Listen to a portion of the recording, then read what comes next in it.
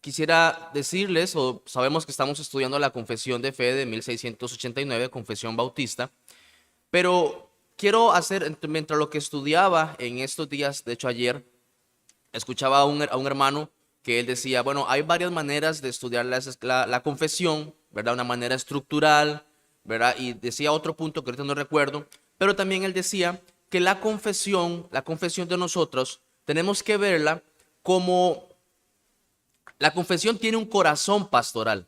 Eso es lo que quiero decir. Tiene un corazón pastoral. ¿A qué me refiero con que tiene un corazón pastoral? Que lo que la confesión dice fue lo que pastores de iglesias, hermanos, creyentes, se sentaron a pensar y a plasmar con lo que la escritura decía. ¿Para qué? Para que la iglesia conservara una unidad de pensamiento y todos estuvieran y vieran que esto era respaldado por las escrituras. Entonces, la intención de la confesión no es solamente verlo como un documento en el que uno dice, ah, sí, vea, dice de esto, del otro, ta, ta, ta, ta. No, la intención es verlo como lo que los pastores querían que los hermanos, los miembros de las iglesias recordaran, supieran, entendieran, conocieran. Entonces, aunque la confesión no es viva y eficaz como la palabra de nuestro Dios, ciertamente tiene un interés real, profundo, sincero y sobre todo pastoral. Entonces, cuando pasemos por la confesión, cuando veamos la confesión, veámoslo con cierta, como cuando usted lee un sermón, para darle un ejemplo. Los que han leído sermones de Charles Spurgeon o de los que sean, uno ve y dice, ah, si es un pastor que lo está escribiendo y todo, ¿verdad? Entonces uno le pone como meditación, analiza un poco. Bueno, con la confesión es igual, fueron pastores que escribieron esto para que nosotros lo tengamos. Entonces eso quería darlo como un recordatorio un poco. Vamos al libro de Hebreos, capítulo 5. Vamos a estar hablando acerca de Cristo como mediador y vamos a estar tocando los temas relacionados con la función, las características y funciones de un sacerdote.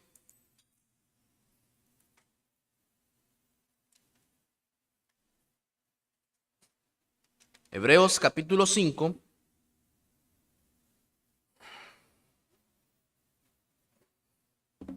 Versículo 1. Dice, porque todo sumo sacerdote tomado de entre los hombres es constituido a favor de los hombres en lo que a Dios se refiere, para que presente ofrendas y sacrificios por los pecados. En 1 Timoteo también, versículo 2, capítulo 2, el versículo 5, dice la escritura,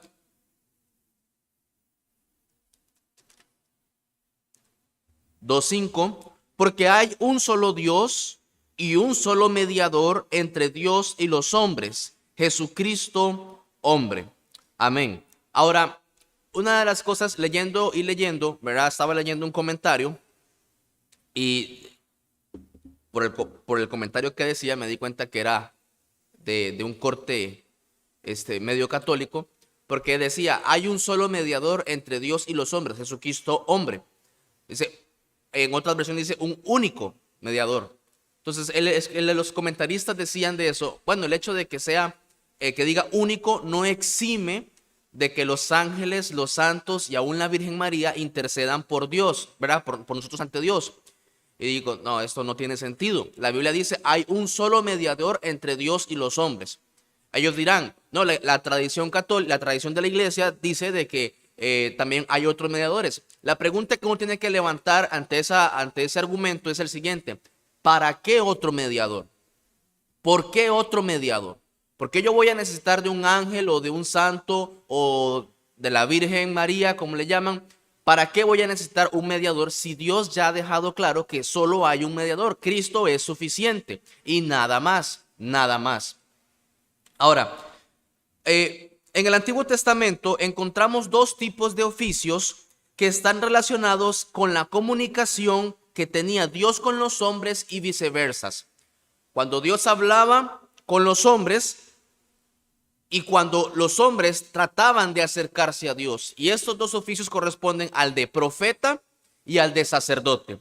El profeta fue designado para ser representante de Dios ante el pueblo, para ser su mensajero y para interpretar su voluntad.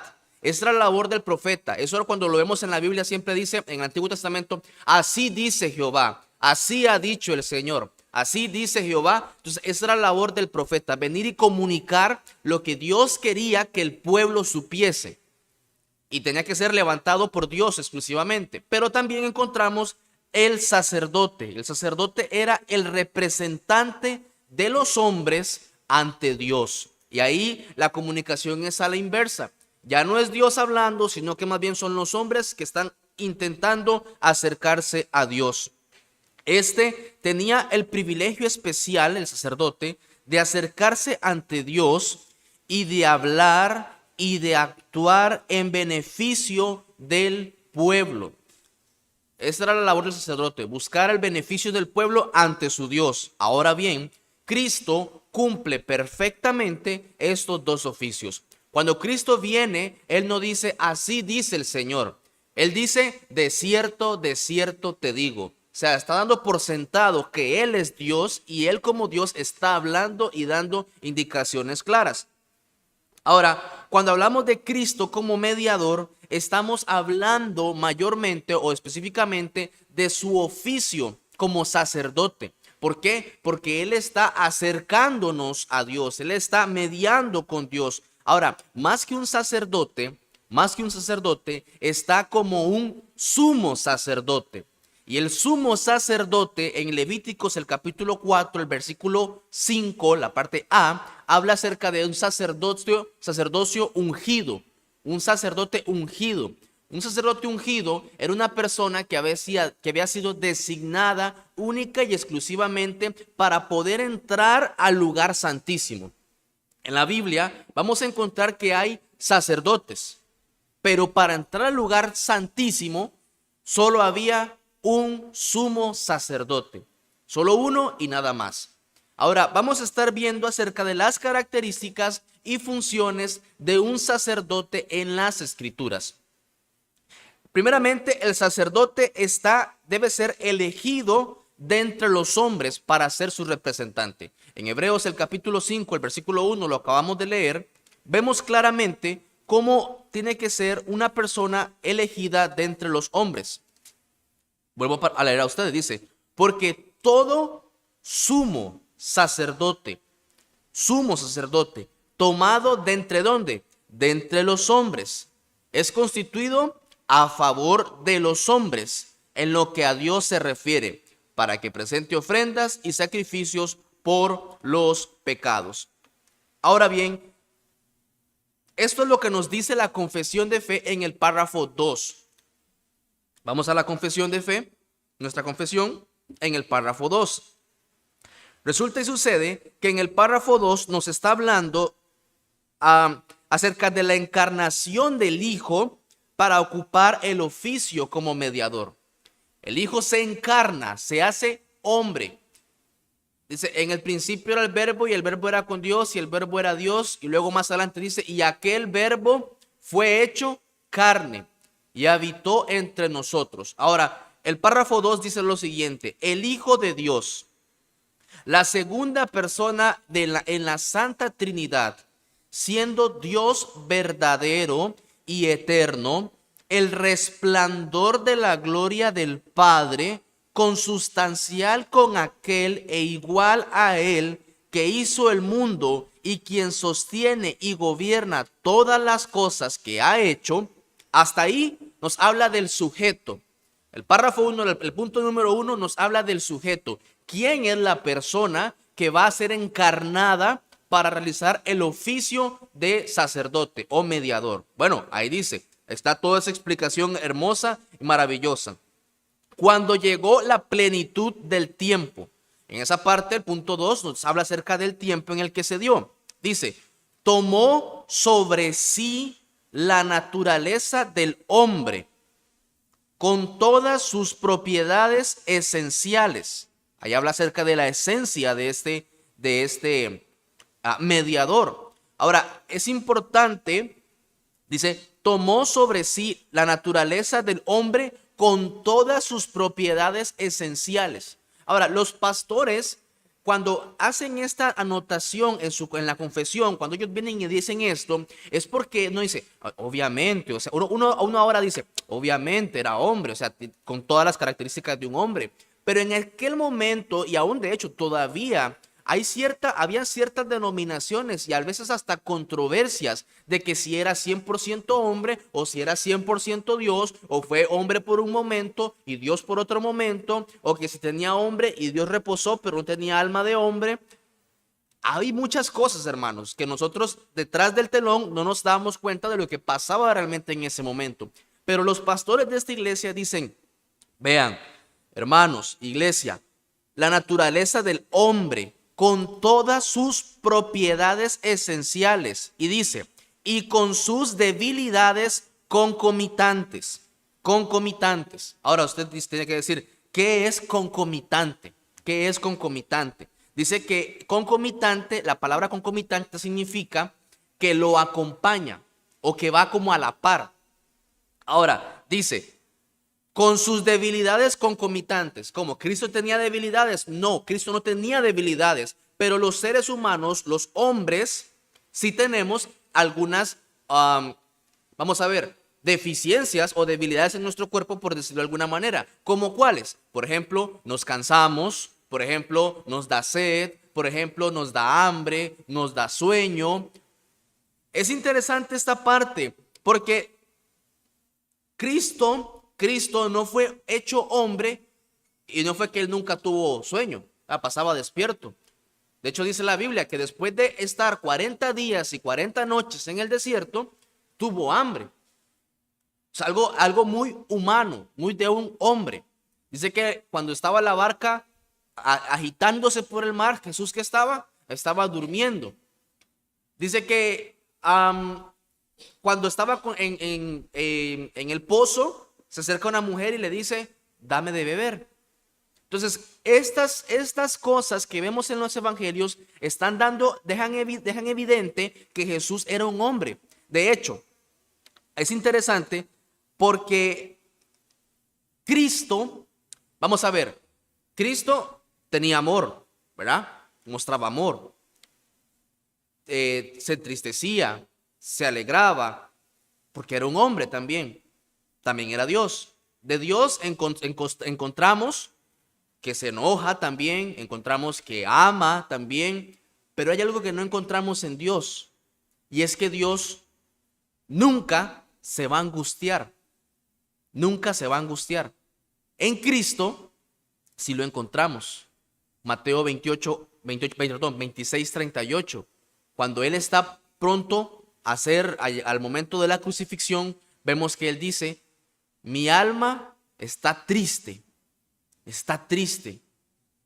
quédense aquí y velen conmigo. Eso es sumamente interesante porque llegó a agarrar o sea, sí fue hombre con todas las debilidades o todo lo que esto implicaba. Estaba muy cerca, estaba muy, o sea, sí era hombre 100%. Ahora, dice, aunque, y la confesión hace esta salvedad, aunque sin pecado. Y gloria a Dios por eso. Aunque sin pecado. Tenía todas las características, era un hombre completamente, aunque sin pecado.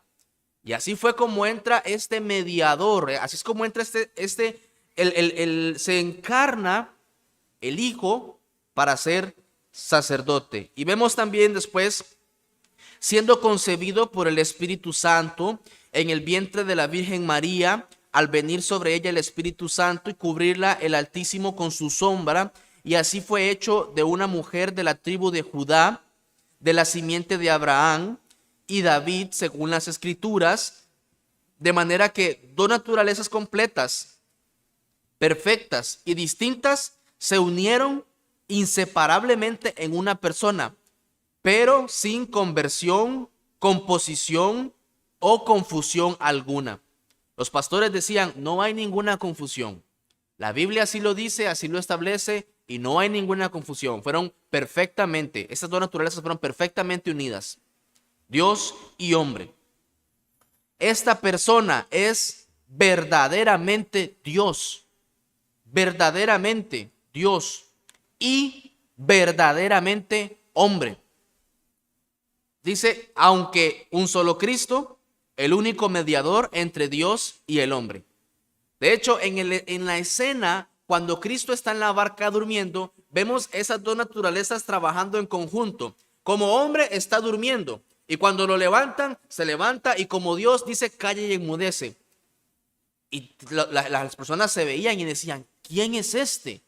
Que aún el viento y el mar, las olas, le obedecen. Entonces vemos estas dos naturalezas de un hombre que está dormido y cuando se despierta, habla y todo se tranquiliza, se vuelve a la normalidad.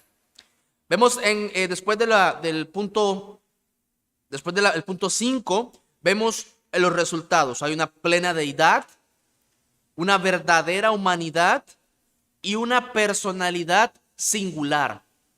Cuando decimos que es una personalidad singular, también tenemos que decir que es una personalidad única, única. Esto no se puede repetir, no se va a repetir, no va a suceder.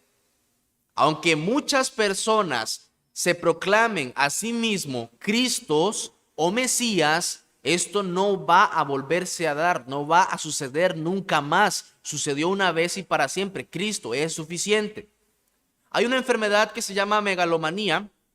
Yo sí hablé la semana pasada un poquito acerca de que o Cristo era Dios, o era un megalómano, o era un loco, ¿verdad? Y esta enfermedad consiste en atribuirse cualidades superiores de algo que uno no es. Cuenta en un sitio de noticias, BBC creo que es que se llama, que cuando Napoleón Bonaparte murió, se levantaron varios Napoleones. Varias gente decía, yo soy Napoleón también, yo soy Napoleón, ¿verdad? Y listo. Pero sucede que hay una mujer, ahí cuentan la historia, una mujer que ella llegó a sentirse que ella era Cristo. Ella se sentía como el Mesías. Sí, sufrió un trastorno psicológico que ella decía que era Cristo. Entonces ella empezó a esforzarse por hacer buenas obras, por ayudar a las personas, tratar de hacer milagros. Lógicamente no podía. Pero la parte que la llevó a una angustia muy grande fue cuando empezó a razonar y decir, si soy Cristo, tengo que morir. Y esa parte era la que no le gustaba, era la que no quería, era la que lloraba y sufría y se angustiaba.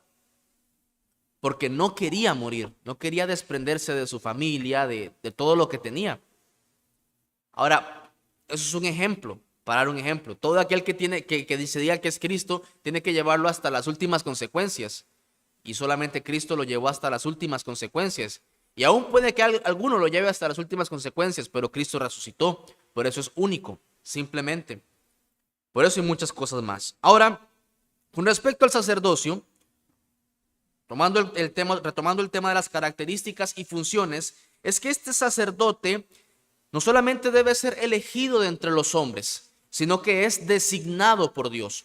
¿Por qué? Porque una persona puede levantarse y decir, o las personas pueden levantarse y decir, ocupamos un sacerdote, escojamos a fulanito de tal para que sea nuestro sacerdote, pero no es así. También tiene que estar Dios de acuerdo o tiene que ser Dios mismo el que designa a esa persona para el sacerdocio. En Hebreos 5:4, ahí mismo dice así la palabra de Dios, hablando del sacerdocio. Y nadie toma para sí esta honra, sino el que es llamado por Dios, como lo fue a Aarón. Nadie puede decirse, yo me voy a ser sacerdote. Sí, tiene que ser escogido de entre los hombres, pero también tiene que ser designado por Dios, escogido por Dios. Vamos al libro de Éxodo. No pierda Hebreos, por favor. Pero vamos al libro de Éxodo, capítulo 28.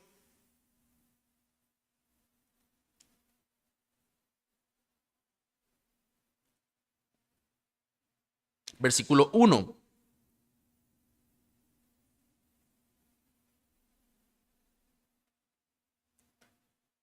Éxodo 28, el versículo 1. Dice así la palabra de Dios. Harás llegar delante de ti, Dios le está hablando a Moisés, a Aarón tu hermano y a sus hijos consigo, de entre los hijos de Israel. ¿Para qué?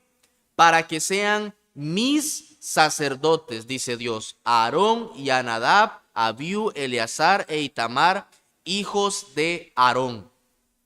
Cuando Dios llamaba, él estaba llamando para designar un sacerdote, era entre los hombres, pero también Dios tenía que escogerlo. Y lógicamente después él dejó la línea de Aarón, los hijos de Aarón eran los que iban a ser los sumos sacerdotes, o iban a ser sacerdotes a partir de ahí. Dios mismo tenía que escogerlo y estar de acuerdo. Y eso es lo que nos dice el párrafo 3 de nuestra confesión. Vamos a leer el párrafo 3 de nuestra confesión. Dice así: los requisitos para ser sacerdote de Dios no era solamente ser hombre, sino que tenía que ser escogido por Dios. El Señor Jesús, en su naturaleza humana, así unida a la divina, en la persona del Hijo, fue santificado y ungido con el Espíritu Santo sin medida, teniendo en sí todos los tesoros de la sabiduría y del conocimiento, en quien agradó al Padre que habitase toda la plenitud, a fin de que, siendo santo, inocente y sin mancha y lleno de gracia y de verdad, fuese completamente apto para desempeñar el oficio de mediador y fiador. En este punto 1 vamos a encontrar que tenía que ser, dentro de los requisitos también de Cristo, era que tenía que ser ungido por el Espíritu Santo. Tenía que tener la unción del Espíritu Santo para desarrollar este ministerio, para cumplirlo a cabalidad. Y dice la siguiente parte: el cual no tomó por sí mismo, sino que fue llamado para él mismo, o sea, para el oficio, por su Padre, quien también puso en sus manos todo poder y juicio y le ordenó que lo cumpliera. Entonces, vemos en Cristo de que también él fue designado por Dios, o sea, ya encarnado como hombre para ser hecho hombre, pero también fue designado por Dios para ser sacerdote. Ahora, era necesario, como ya lo dije hace un momento, de que el sacerdote fuera de la tribu de Leví. Vamos a Números, el capítulo 3.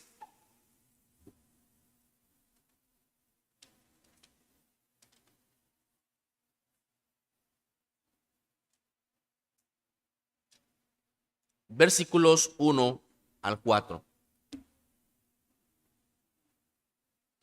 Dice, Números 3, 1 al 4. Dice así: estos son los descendientes de Aarón y de Moisés en el día en que Jehová habló a Moisés en el monte de Sinaí. Y estos son los nombres de los hijos de Aarón: Nadab, el primogénito, Abiú, Eleazar e Itamar. Estos son los nombres de los hijos de Aarón, sacerdotes ungidos, a los cuales consagró para ejercer el sacerdocio. Hasta ahí vamos a quedar. ¿Ok?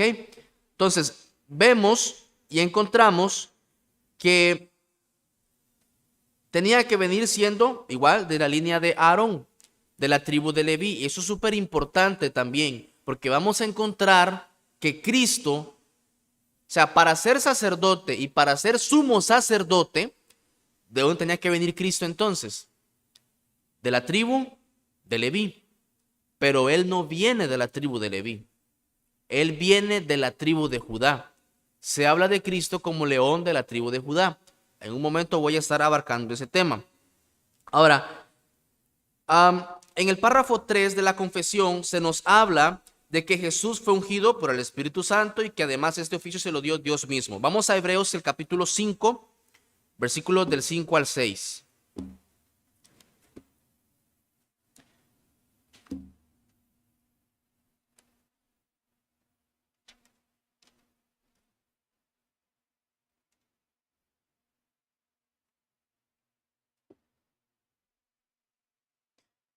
Dice la escritura: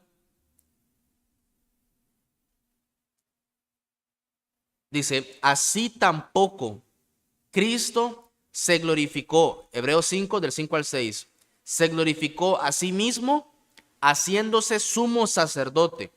O sea, él no fue que él dijo, yo me voy a hacer sumo sacerdote. No, sino el que le dijo. ¿Quién le dijo? Dios.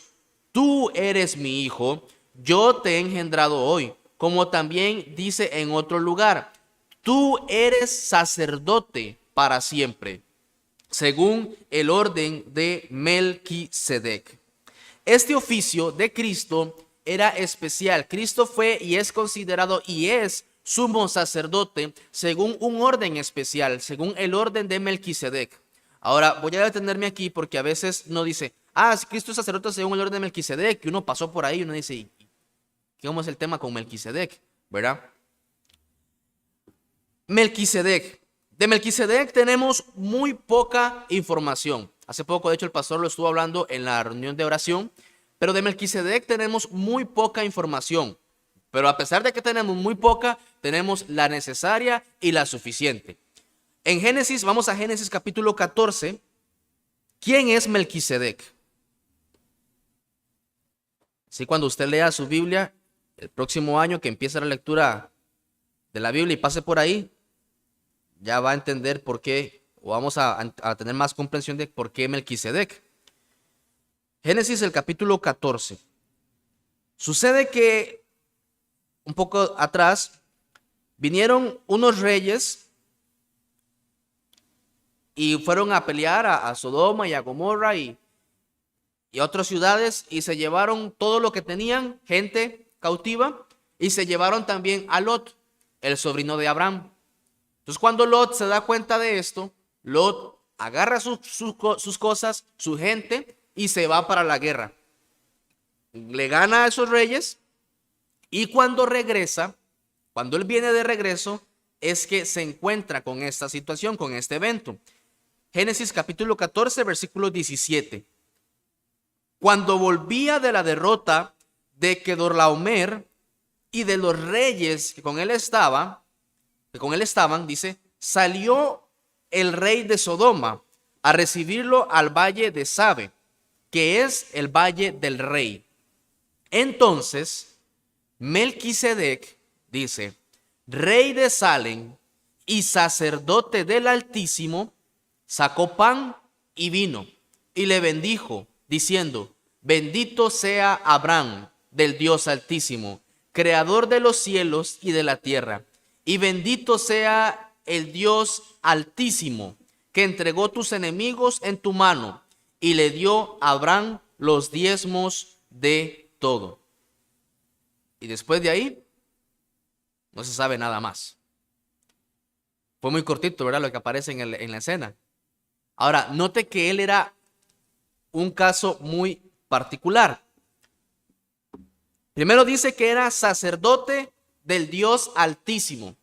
Cuando vemos que dice Altísimo, lo que se está refiriendo está haciendo un adjetivo, está indicando, o sea, nos está mostrando de que no era un sacerdote de dioses paganos de la región. Recuerda que en ese momento había muchísimos dioses, había mucha idolatría, pero el escritor viene y dice, no, es que no era solamente sacerdote de Dios, porque si decía sacerdote de Dios, ¿cuál Dios? Había muchísimos dioses en ese momento. ¿Cuál Dios? Bueno, dice del Dios Altísimo. O sea, dando en evidencia de que su ocupación, su sacerdocio era distinto, era completamente distinto al de los que podían haber alrededor de las personas. Este sacerdote también dice que era ¿qué? Era rey. Dice, entonces, versículo 18, entonces Melquisedec, rey de Salem y sacerdote del Dios Altísimo. Ahora, podía ser sacerdote o podía ser rey, pero no podía hacer las dos cosas. No pierda vamos a Segunda de Crónicas, capítulo 26. Vamos a ver el caso de Usías. Segunda de Crónicas, el capítulo 26.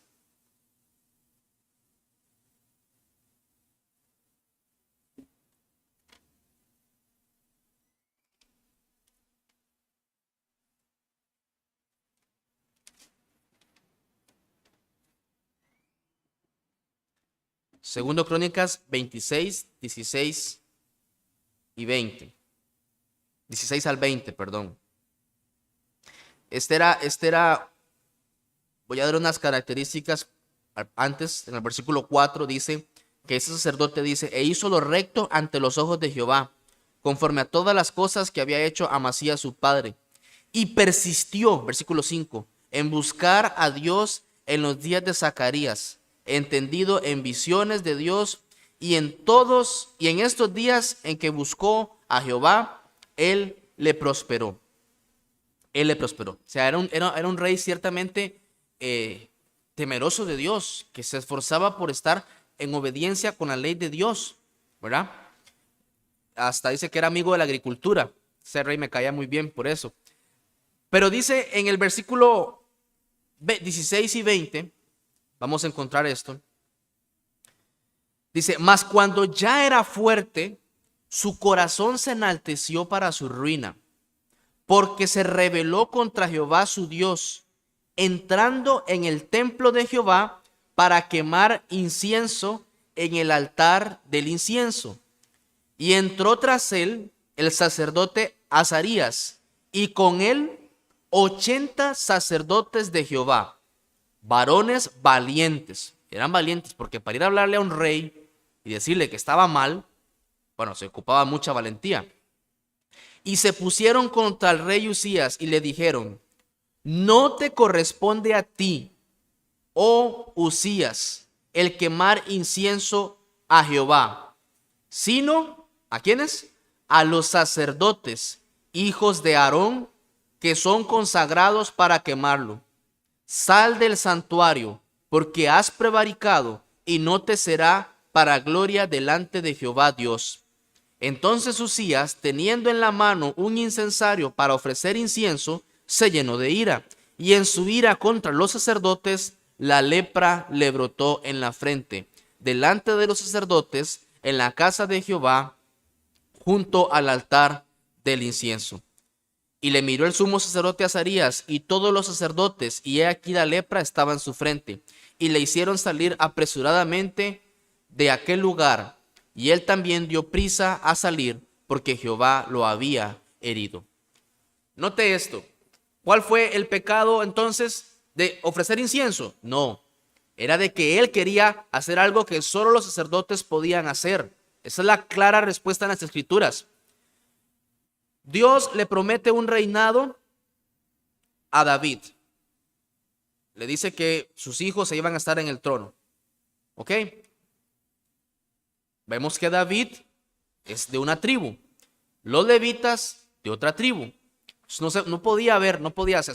Si nacía levita, no podía ser rey. Entonces aquí vemos que este sacerdote que este rey quiere hacer oficio de sacerdote, y eso no se puede, ya eso queda claro. Pero en Melquisedec, volviendo al tema de Melquisedec, estaba siendo rey de Salem, o sea, rey de Salem es paz, y también sacerdote. Ahora, otro aspecto interesante de Melquisedec es que no hay un registro de él, ni antes ni después. ¿Quién eran los padres? ¿Tenía hijos? ¿Tenía esposa? No se sabe absolutamente nada. Solamente aparece por un momento en la escena, aparece con una gran posición y luego desaparece. Solo apareció para evidenciar un sacerdocio único. No era de Leví. Vamos a Hebreos capítulo 7, el versículo 3.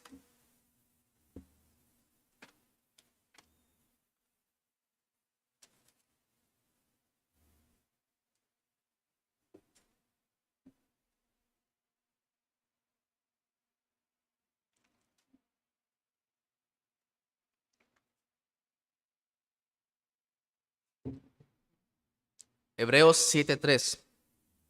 Hablando de Melquisedec, dice, sin padre, sin madre, sin genealogía. Dice, que ni tiene principio de días, ni fin de vida. ¿Qué es lo que está queriendo decir? No se sabe cuánto tiempo tenía ni cuánto tiempo duró. Dice, sino hecho semejante al Hijo de Dios, permanece sacerdote para siempre. Habían personas, conozco una persona que se ceñía mucho en este personaje de Melquisedec, y para él decía que que Melquisedec era Cristo. Dice, no, Melquisedec es Cristo y es Cristo. Bueno, la Biblia nos dice que tenía un sacerdocio muy único, muy especial, al igual que Cristo. Es un tipo, una figura, una sombra de lo que habría de ser, de acontecer, de suceder.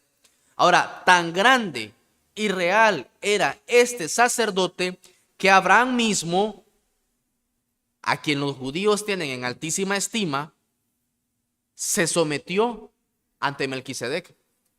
Vino después de una guerra y cuando se topa con Melquisedec, ¿qué es lo que hace? Le da los diezmos de todo. Los diezmos de todo. Los levitas, ahora, ¿qué es lo que en el libro de los Hebreos? Vamos a encontrarnos también de que cuando Abraham se somete, cuando Abraham lleva las ofrendas, se somete al sacerdocio de Melquisedec. Adivine quién se somete también a ese sacerdocio. Los levitas.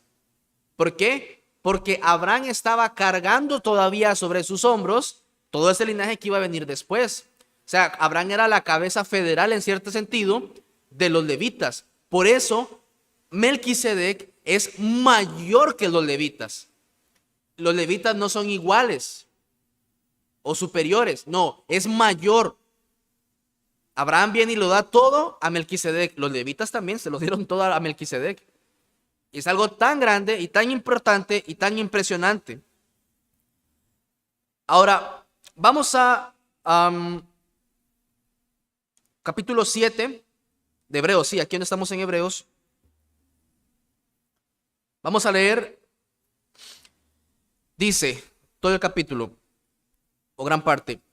Dice, porque este Melquisedec, rey de Salem, sacerdote del Dios Altísimo, que salió a recibir a Abraham, que volvía de la derrota de los reyes y le bendijo, a quien asimismo dio a Abraham los diezmos de todo, cuyo nombre significa primeramente, los nombres de Melquisedec, primeramente, rey de justicia, y también rey de Salem, esto es, rey de paz, sin padre, sin madre, sin genealogía, que ni tiene principio de días, ni fin de vida, sino hecho semejante al Hijo de Dios, permanece sacerdote para siempre. Considerad pues cuán grande era este, a quien aún Abraham, el patriarca, dio diezmos del botín. Ciertamente, los que de entre los hijos de Leví reciben el sacerdocio, tienen mandamiento de tomar del pueblo los diezmos según la ley, es decir, de sus hermanos, aunque estos también hayan salido de los lomos de Abraham. Lo que está diciendo es que los sacerdotes tenían la capacidad para recibir los diezmos de las demás tribus, de las personas de alrededor. O sea, podían recibirlo, aunque sean iguales. Pero aquel cuya genealogía no es contada de entre ellos, o sea, Melquisedec, tomó de Abraham los diezmos y bendijo al que tenía las promesas. Abraham tenía una promesa, pero Melquisedec vino y lo bendijo. Y lo bendijo.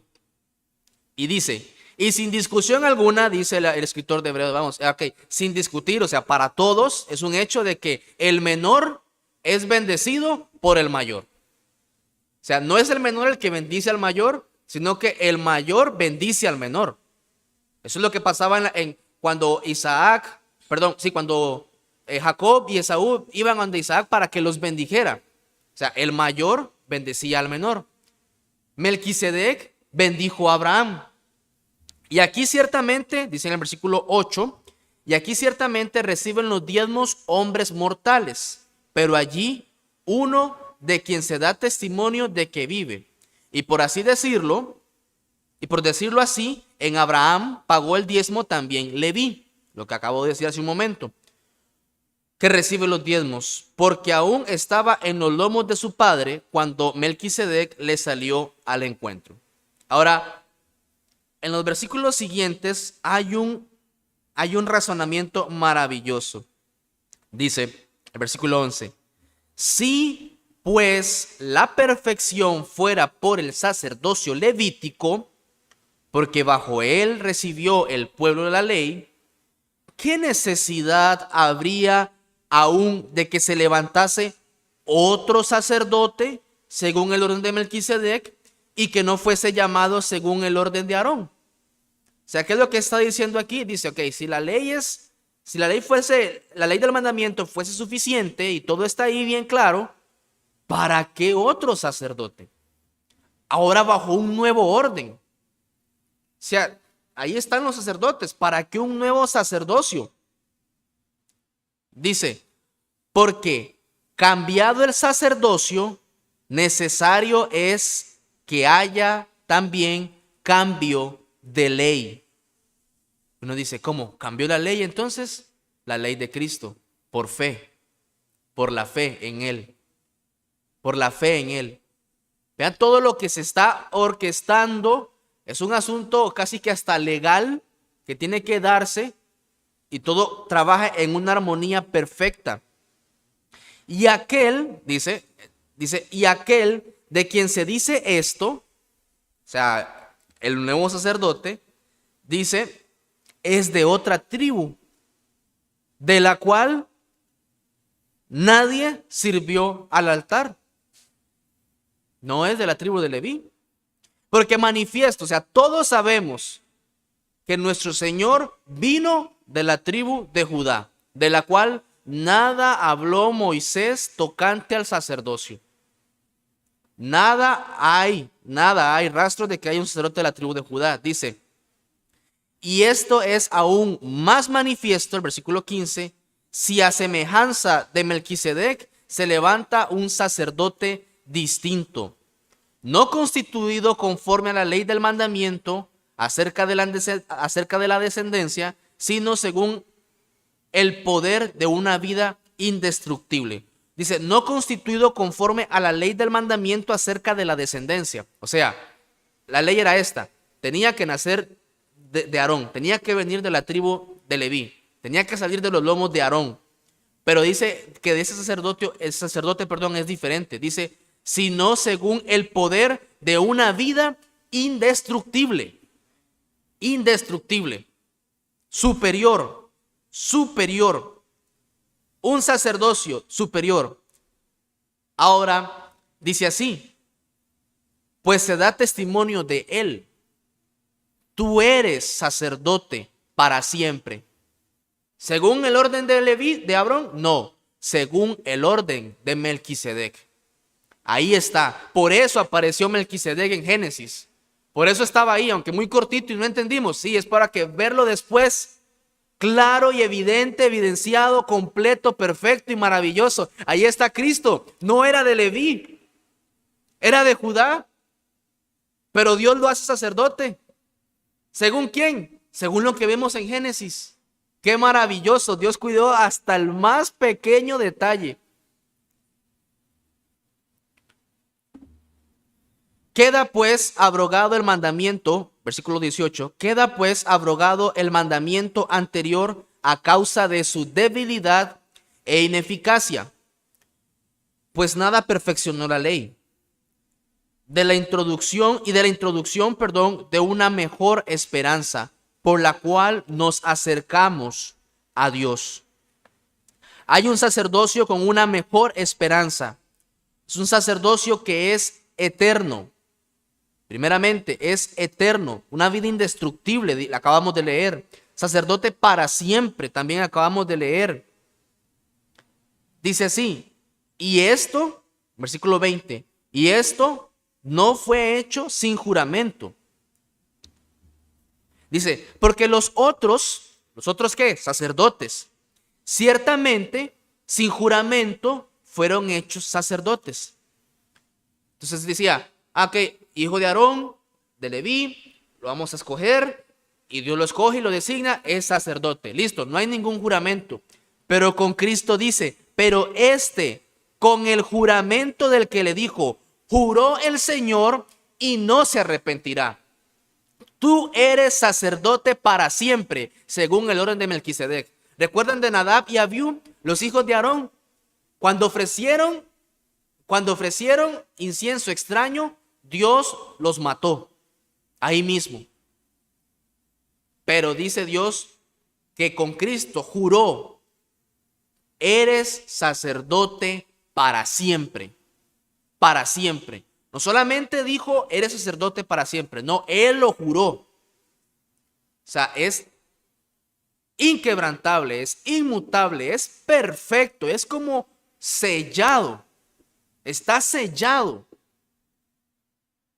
Es como cuando usted viene y tiene una maleta y le pone el zipper, lo cierra y luego le pone un candado. Así está, sellado. Dice, por tanto, versículo 22, por tanto, Jesús es hecho fiador de un mejor pacto, y los otros sacerdotes llegaron a ser muchos, debido a que por la muerte no podían continuar. Pero este, o sea, Cristo, por cuanto permanece para siempre, tiene un sacerdocio inmutable, por lo cual puede también salvar perpetuamente a los que por él se acercan a Dios, viviendo siempre para interceder por ellos. Los sacerdotes del Antiguo Testamento eran sacerdotes ¿cuánto tiempo? Dependiendo de lo que vivieran. O sea, si vivía 30 años, 40 años, ese tiempo iba a ser sacerdote. Y tenían que estar buscando continuamente. Pero Cristo no. Una vez y para siempre. Y ahí está, para interceder por nosotros. Es nuestro mediador. Gloria a Dios por eso. Qué hermoso es ver y poder entender la labor, el ministerio de Cristo como mediador. Ahora bien, como ya lo dije, Dios cuida de los detalles y mostró un escenario único para Cristo. Cuando pasemos las escrituras, vemos a Melquisedec. Ahora vamos a ver de qué se refería más adelante, de qué iba a suceder más adelante con ese acontecimiento. Otra de las características y funciones de un sacerdote según las escrituras es que se ocupaba en beneficio de los hombres en cosas que pertenecen a Dios, o sea, cosas, así decir, cosas religiosas.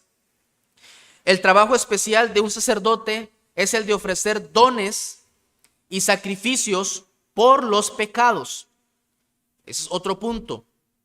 El sacerdote tenía el trabajo especial de ofrecer dones y sacrificios por los pecados. Y otras labores que tenía el sacerdote era de interceder por el pueblo. En el versículo 25 del capítulo 7, dice que los sacerdotes interceden por el pueblo y deben bendecir al pueblo en el nombre del Señor. Eso está en Levíticos 9:22. Solo un sacerdote podía bendecir al pueblo en el nombre del Señor. En una ocasión estaba con mi madre haciendo compras y se topa a una señora que va a una iglesia y le dijo, dentro de todo lo que hablaron, ¿verdad? Al final le dice, bueno, y te bendigo, le dice, decía ella. Y ya, yo me quedé pensando en ese te bendigo. Es muy normal dentro de ciertas denominaciones pentecostales decir te bendigo. Bueno, nadie puede bendecir. Nosotros decimos Dios le bendiga, porque es Dios el que puede bendecir, no nosotros. Ahora, el sacerdote podía bendecir al pueblo en el nombre del Señor. O sea, darse esa atribución es bastante pesada. Bueno, eso también era otra de las labores de los sacerdotes, bendecir al pueblo en el nombre del Señor. Ahora, una de las cosas impresionantes acerca de Cristo como sacerdote, lo más impresionante en las explicaciones bíblicas acerca de la obra sacerdotal de Cristo es que Cristo aparece en ellas a la vez como sacerdote y como sacrificio. En el Antiguo Testamento, el sacerdote sacrificaba por el pueblo y por él mismo, dice la Escritura. Pero Cristo, el sacerdote, se sacrifica a sí mismo por el pueblo. Y eso lo vamos a ver la próxima semana. Oremos. Dios eterno y Padre de la gloria, te alabamos, oh Señor, por tu palabra y por lo hermosa que es cuando la estudiamos. Gracias, Señor, porque hay un sumo sacerdote, sacerdote ungido, intercediendo diariamente por nosotros. Nos acercamos confiadamente al trono de la gracia por la obra de Él como nuestro mediador. Bendito eres, oh Señor. Te alabamos, bendice tu pueblo en Cristo Jesús. Amén.